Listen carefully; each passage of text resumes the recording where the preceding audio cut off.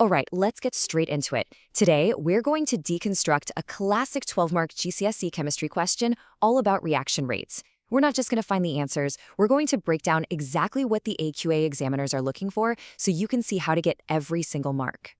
So here it is. It's a classic experiment. You've got hydrochloric acid reacting with calcium carbonate.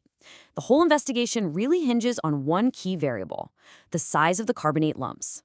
We're given the full method and a table of results for the larger lumps, which we're going to need to work with. So here's our game plan for tackling this question. First, we'll get practical and plot the data. Then we'll do a bit of math to find the mean rate. After that, it's all about interpretation, explaining the conclusion. Before we wrap up with the key chemistry principle that ties this whole thing together, the surface area to volume ratio. Okay, first up, let's get into plotting these data points.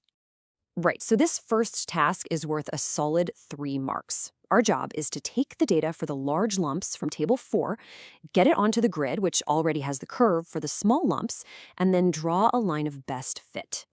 So what are the examiners really looking for here? Well, for 2 marks, you need to get all 7 points plotted correctly. But the good news is there's a little wiggle room, about half a small square, because they know you're using a pencil, not a supercomputer.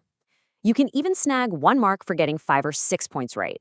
And that last crucial mark, that's for drawing a single, smooth curve of best fit.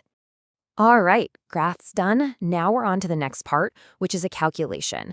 And for this, we're going to use the curve for the small lumps that was already on the graph for us. Now, this next bit is a chunky full marker. We need to find the mean rate of reaction for those small lumps, but only between 20 and 105 seconds. The first step, and honestly, this is where people can trip up, is to go to the graph and be super careful reading the exact values at those 2 specific points in time. The mark scheme actually gives us a really clear roadmap here. Step 1, pull the numbers off the graph. Step 2, figure out the change in the moles of gas produced. 3, work out the change in time. And finally, to get the mean rate, you just divide the change in moles by the change in time. Simple as that. And when you run those numbers, you get 0.000028. Now that's a perfectly good answer, but it's often a bit neater to pop it into standard form, which is 2.8 times 10 to the power of minus 5. And please, whatever you do, don't forget the unit. It's such an easy mark to miss. The rate is the change in moles over the change in time, so the unit is simply moles per second, or moles/s. Okay, we've done the plotting, we've done the math, now we have to actually interpret our graph. This next bit is all about explaining what the data is really telling us. For just 1 mark, question 8.3 asks us to use our completed graph to prove the student's conclusion was right, that the large lumps of calcium carbonate reacted more slowly than the small ones. Now, what's cool here is that the mark scheme gives you a few different ways to nail this.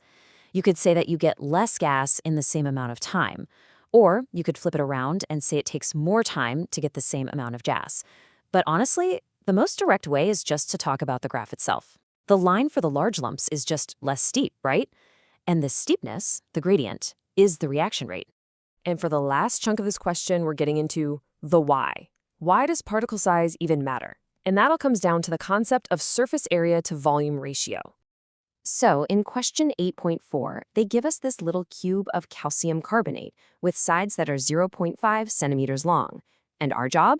Calculate its surface area to volume ratio. And, this is important, give it as the simplest whole number ratio.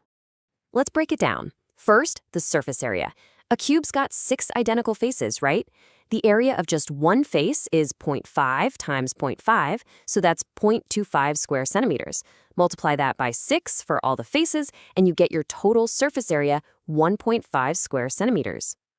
Next up, the volume. For a cube, that's just the side length cubed, so 0.5 times 0.5 times 0.5, which gives us a volume of 0.125 cubic centimeters.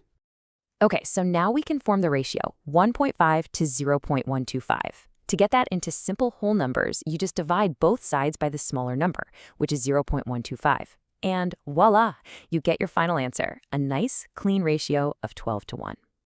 And for the very last mark, they ask us to think about a much bigger cube, one with 5 centimeter sides. Now, we don't have to do all the math again. We just have to describe how its ratio is different from the little cubes. So the key thing the examiners are looking for is that you know the surface area to volume ratio decreases. Because the side length has increased by a factor of 10, from 0.5 to 5 centimeters, the ratio itself goes down by that same factor of 10. And it's good to know they're not super fussy about how you say it. You could state it's 10 times smaller, 1/10, or even just write the fraction 1 over 10. They all mean the same thing, and they'll all get you the mark because they're testing the concept, not just a specific phrase. So let's just recap. What did it take to unlock all 12 marks here? Well, it really came down to a few key things. Being super precise when you're reading and plotting on a graph, showing every single one of your steps in a calculation. And finally, having that solid understanding of the core chemistry idea. Smaller particles have a larger surface area to volume ratio, and that leads to a faster reaction rate. And that leaves us with one last thing to think about. This whole question was about perfect, neat little cubes, which made the math nice and easy.